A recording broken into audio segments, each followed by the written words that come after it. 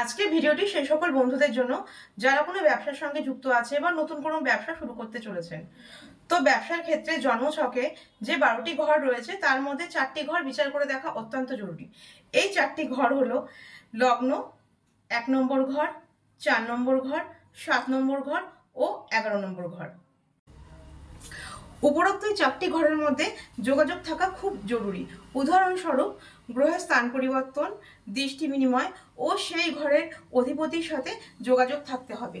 ব্যবসার ক্ষেত্রে বৃহস্পতি, বুধ, রাহু, শুক্র, চন্দ্র, মঙ্গল ইত্যাদি গ্রহগুলোকে খুবই শুভ গ্রহ হিসেবে মানা হয়।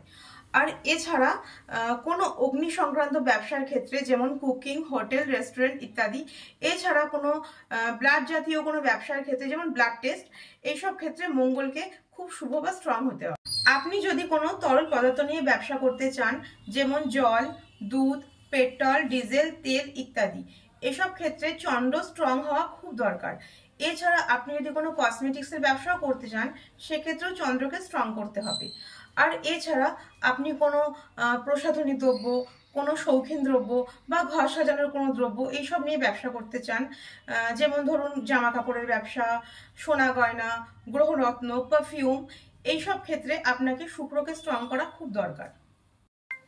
কনস্ট্রাকশন, প্রমোটিং, লোহা, অন্য কোনো ধাতু, গাড়ি এইসব নিয়ে আপনাকে ব্যবসা করতে হলে আপনাকে রাহু মঙ্গলের জায়গা স্ট্রং করতে হবে। আরও যে সমস্ত ব্যবসা রয়েছে সেসব ক্ষেত্রে বুধ ও বৃহস্পতি শুভ হওয়া অত্যন্ত জরুরি। এই ছিল ব্যবসা নিয়ে একটি সংক্ষিপ্ত আলোচনা।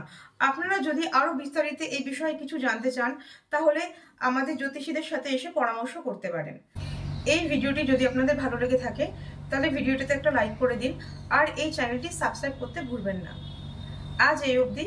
পরবর্তী অনেক ভিডিওতে আমরা অনেক নতুন নতুন তথ্য নিয়ে আবার আসছি। নমস্কার।